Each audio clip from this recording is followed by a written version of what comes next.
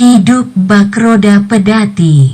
Bagian kedua dari novel Kerbau Pedati karya Wahyu Triono KS. Hidup Bak Roda Pedati. Sesekali di bawah, sesekali di atas. Ada duka, ada pula suka. Ada derita, ada pula bahagia. Ada mujur, ada pula terbujur. Ada laba, ada pula rugi. Ada untuang jo parasayan. Terkadang mujur tak dapat diraih, malang tak dapat ditolak. Itulah semua putaran kehidupan. Bila rugi, malang, duka, derita dan kesusahan yang datang pertanda ujian dan cobaan. Bila untung, mujur, sukacita dan kebahagiaan yang datang, itu juga ujian yang tidak bisa dipandang ringan, karena sering membuai dan melalaikan.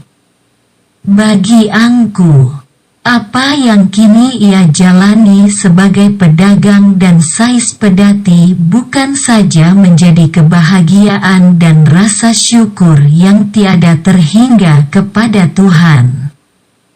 Kehidupan yang dijalani kini adalah yang paling menyenangkan dalam hidupnya.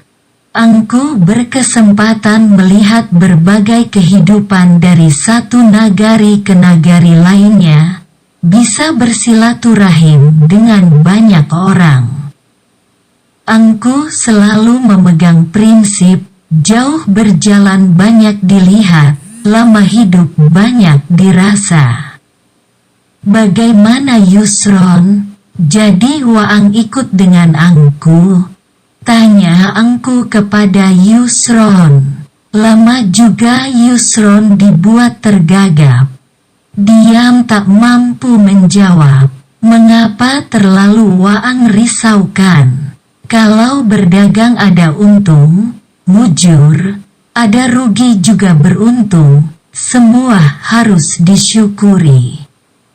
Kalau langkah sudah dilangkahkan, berpantang dihela surut, Angku menasehati dan membujuk seperti hendak menunjukkan kesungguhannya kepada Yusron untuk ikut dengannya.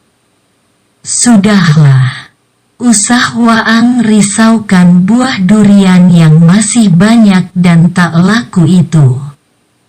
Pergilah dengan Angku. Besok pagi kita jual ke Balai Sabtu. Bujuk Angku. Bukan itu yang Ambo risaukan Angku. Bukan buah durian itu benar yang Ambo risaukan. Kasihan Bundo Ambo kalau Ambo pergi lama. Ada raut kesedihan menghampiri wajah Yusron. Bagi bundonya, Yusron adalah anak kandung si Biran Tulang. Obat jerih pelerai demam, jerat semata bundo kanduang. Yusron, jangan Waang menjadi benar-benar pandir pula.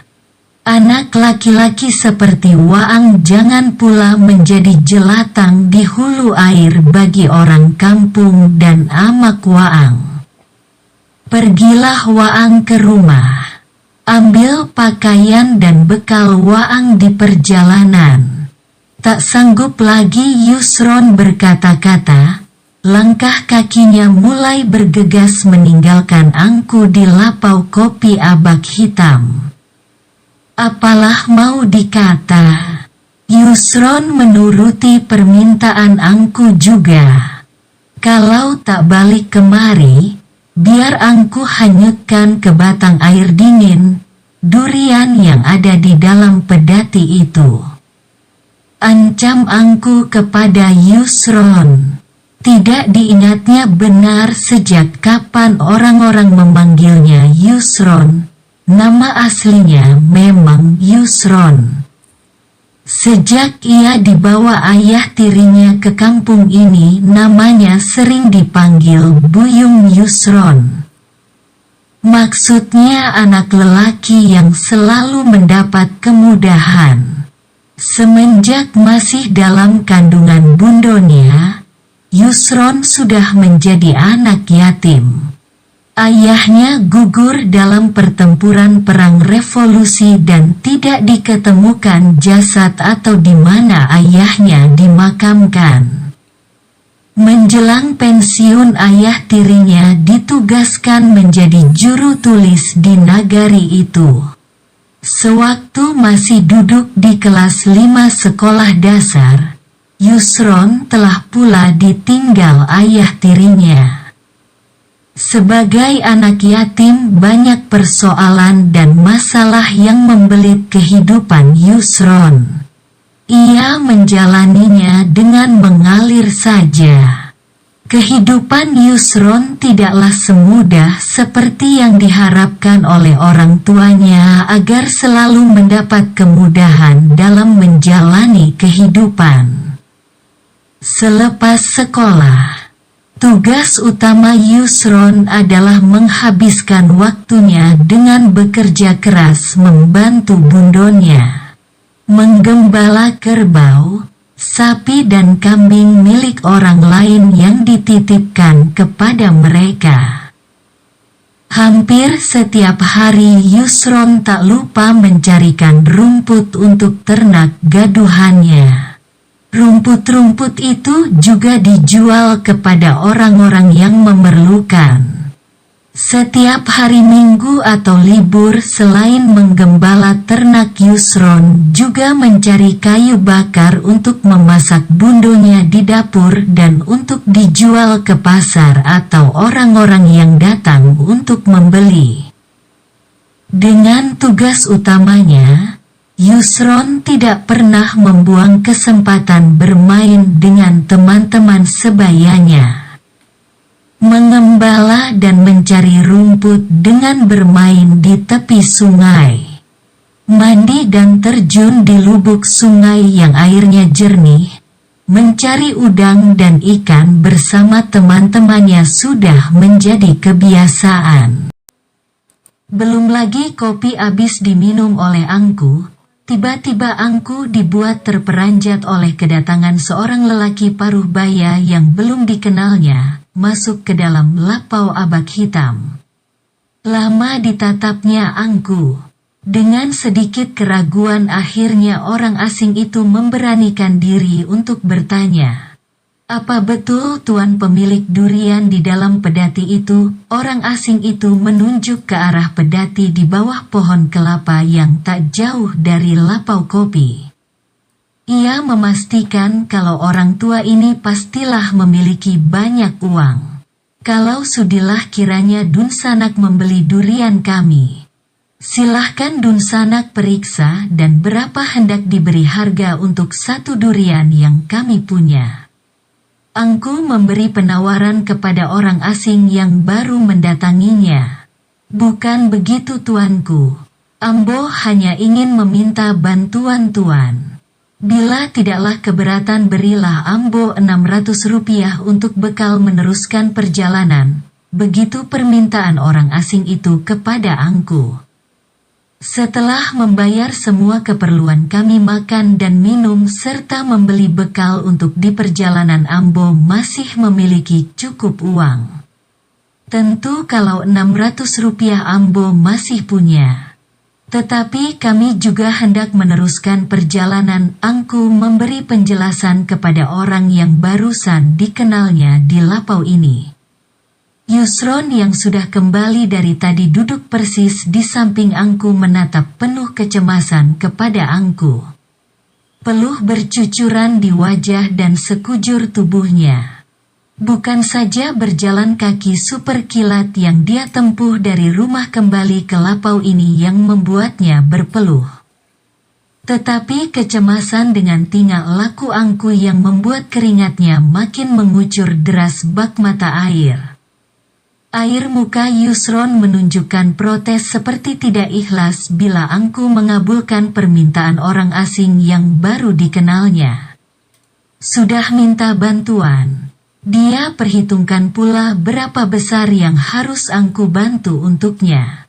Emang Angku gaek dia yang harus membantu keperluannya itu. gerutu dalam hati Yusron. Bila Dunsanak yang sedang menempuh perjalanan nan jauh ini lebih membutuhkan, Ambo akan berikan 600 rupiah kepada Dunsanak. Angku dengan tulus bermaksud ingin memberikan uang miliknya pada orang yang baru dikenalnya. Yusron menggeleng-gelengkan kepalanya. Tanda tak mengerti dan tak habis pikir melihat sikap Angku. Entah kenapa tiba-tiba degup jantung Yusron pun mulai berpacu kencang. Apa pasal? Yusron sendiri tak mampu menjawab. Pandangannya seperti kosong memandang lurus ke depan. Ada kecemasan dan kekhawatiran. Apakah keputusannya sudah benar hendak mengikuti perjalanan berdagang bersama dengan Angku? Terimalah rizki dari Allah ini. Mudah-mudahan Dunsanak dapat mempergunakannya dengan baik. Semoga keselamatan serta perlindungan Allah selalu menyertai Dunsanak dalam perjalanan. Semua akhirnya terjadi juga. Apa yang dicemaskan dan dikhawatirkan Yusron akhirnya benar-benar nyata di hadapannya. Tidak habis pikir Yusron dibuatnya melihat kepandiran yang dilakukan Angku barusan. Tetapi ia pun tak mungkin melarangnya. Uang itu milik Angku, apa pula haknya melarang. Saat waktu menunjukkan hampir jam 5 sore, berangkatlah Angku dan Yusron bersama kerbau dan pedati mereka. Di sepanjang perjalanan, Yusron masih diliputi oleh perasaan gundah. Tak juga ia mengerti dengan perbuatan dan kepandiran yang dilakukan Angku. Untuk bertanya atau memberikan pendapat sepertinya Yusron tak kuasa mengeluarkan kata-kata. Dia membisu 1000 bahasa, hanya batinnya terus bertanya. Cilako tigo baleh ambo kiniko. Suara hati Yusron. Sudahlah buah durian yang ambo jual tadi siang di balai belum habis semua. Sekarang harus pergi dengan Angku yang berjanji akan membantu menjual durian. Tetapi Ambo menjadi cemas dan khawatir melihat perbuatan pandir Angku tadi. Bagaimana Ambo bisa belajar berdagang sama orang tua ini? Batin Yusron mulai mengeluh. Belum jauh jalan yang ditempuh oleh derit putaran roda pedati Angku, tiba-tiba Angku menghentikan laju pedatinya. Dari arah yang berseberangan, orang yang berada di atas mobil gerobak melambaikan tangan menghentikan perjalanan Angku dan Yusron. Orang asing yang sama sekali belum dikenal oleh Angku dan Yusron turun dari mobil dan mendekati mereka. Angku menghentikan laju pedatinya walau ia dibikin tak mengerti oleh mau orang yang tak dikenalnya itu. Orang tua, Ambo sepertinya mencium bau durian masak dari pohon yang dibawa oleh pedati ini. Kalau boleh Ambo hendak membeli semua durian itu. Pintanya kepada Angku dan menjelaskan apa keinginan dan maksudnya menghentikan laju pedati Angku. Silahkan Dunsanak lihat dan berapa pula harga yang ingin Dunsanak bayar untuk 1 buah durian? Tanya Angku kepada orang yang ingin membeli durian. Ini kali kedua Yusron menahan gejolak amarah. Sudah terlalu baik dengan orang yang baru dikenal dan menyerahkan semua uangnya. Sekarang ada orang hendak membeli durian bukan menawarkan harga sedikit lebih mahal, malahan meminta orang yang hendak membeli durian memberi penawaran. Belum juga habis kecemasan Yusron. Angku mulai berulah lagi. Bagaimana Dunsanak? Apa Dunsanak punya uang yang cukup untuk membeli semua durian kami? Berapa uang yang Dunsanak punya? Tanya Angku lagi ingin mengetahui kesungguhan orang yang akan membeli durian milik Yusron. Alah sabana gilo Angku nampaknya. Jangan-jangan tasapo pula Angku dengan hantu di Sungai Batang Ampu yang di belakang masjid? Suara hati Yusron. Wajahnya mulai sedikit memerah menahan kesal dan emosi yang tertahan. Eloklah angku kasihkan saja semua durian itu atau benar-benar dihanyutkannya saja semua durian Ambo oleh angku ke batang air dingin. Keluh hati Yusron. Orang asing itu tersenyum, orang tua. Biarlah Ambo membeli semua durian ini. Ambo akan bayar 500 rupiah untuk satu buah duriannya. Bagaimana orang tua? Apakah berhasrat dengan penawaran Ambo? Tanpa meminta persetujuan Yusron, angku sudah melakukan akad jual beli. Setelah semua durian yang ada di pedati berpindah ke mobil gerobak, angku pun menerima uang pembayaran 50.000 rupiah dari orang yang membeli durian. Kini mereka kembali melanjutkan perjalanan. Di atas pedati angku menyerahkan 50.000 rupiah uang penjualan durian kepada Yusron. Ada perasaan malu yang mendera perasaan Yusron. Ia mulai belajar dari ketulusan dan keikhlasan angku. Dalam waktu yang tidak terlalu lama Tuhan membayar kontan kebaikan angku melalui orang yang baru dikenalnya. Tidak mungkin Ambo menerima semua uang ini angku. Ambo hanya berhak menerima 20.000 rupiah dari penjualan durian Ambo. Tolak Yusron halus. Mengapa Waang berpikir begitu? Tanya angku. Biarlah angku, 600 rupiah sebagai ganti uang yang angku berikan pada orang yang di Lapau tadi sore. 9.400 rupiah untuk bagian si buyung kerbau pedati angku. Membelikan rumput dan persediaan lainnya. 20.000 rupiah sebagai bagi hasil untuk angku yang telah menjual semua durian Ambo. Yusron meyakinkan angku bahwa dia memang hanya berhak menerima 20.000 rupiah dari penjualan 100 biji buah durian miliknya. Angku dibuat tersenyum memandang Yusron. Rasa sayang pada anak muda yang mulai tumbuh remaja itu makin mengalir pada sanubarinya. Tak salah angku menilai, sungguh anak yang baik budi Waang. Sudah lama angku menyukai sifat Safat Waang sebagai anak yang memiliki sifat jerih menentang boleh, rugi menentang laba. Puji angku tulus dengan air muka yang seolah menghibah dan mata berkaca-kaca. Batin angku serasa terguncang, 1000 asa dan tanya datang dengan tiba-tiba saja. Pikirannya diliputi oleh kenangan saat masih bersama anaknya. Bila anak Ambo masih hidup tentu dia seusia Yusron ini. Kenang angku, di balik batin yang merana, ada senyum seulas terpancar dari bibir dan raut muka angku. Tekadnya semakin bulat ingin mengasuh, menjaga dan mendidik Yusron seperti anak kandungnya sendiri. Simpanlah semua uang itu Yusron. Sudah terlalu tua angku untuk mengurusi dan menyimpan uang. Angku setuju Waang hanya punya hak 20.000 rupiah. Tetapi uang angku 20.600 rupiah dan untuk keperluan kerbau biar Waang saja yang pegang dan mengaturnya. Pinta angku kepada Yusron. Baiklah angku, Ambo akan mengaturnya untuk semua keperluan kita di perjalanan. Yusron menyetujui keinginan angku. Ia mulai mengerti angku sudah mulai memberi kepercayaan padanya untuk belajar berdagang. Kenapa kita hendak berbelok menuju ke arah Rimbo Binuang, bukannya kita hendak ke Balai Sabtu angku? Tanya Yusron tak mengerti apa rencana angku. Benar-benar seperti katak di dalam tempurung Waang Yusron.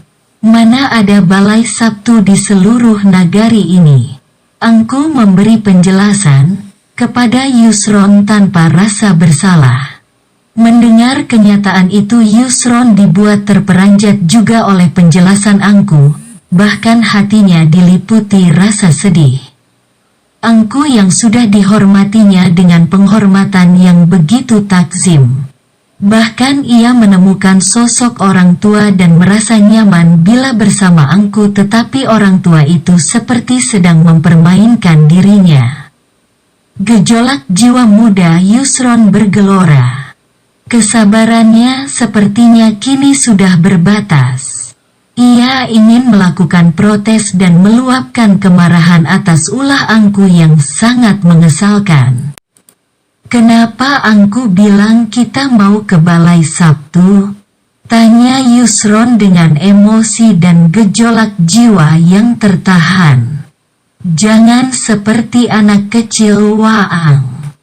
Kalau tak Angku katakan kepada Waang kita jual durian di Balai Sabtu, tak mungkin Waang ikut dengan Angku. Akankah Waang membiarkan diri menyesali kemalangan yang tak berkesudahan? Mungkin hanya akan jadi asam durian saja jadinya nasib durian Waang itu dengan harga yang lebih murah. Tetapi bukannya durian Waang sudah habis terjual? Kenapa risau dan menahan amarah yang tak beralasan?" Di sepanjang perjalanan yang mereka lalui, obrolan terus terjadi. Inilah kehidupan yang mereka jalani. Acap kali tidak punya pilihan dan tidak ada kepastian antara mujur dan terbujur, antara untuang jo parasayan, mujur tak dapat diraih, malang tak dapat ditolak. Kehidupan dan waktu akan terus berputar. Seperti derit putaran roda pedati yang dihela oleh si Buyung, kerbau pedati Angku.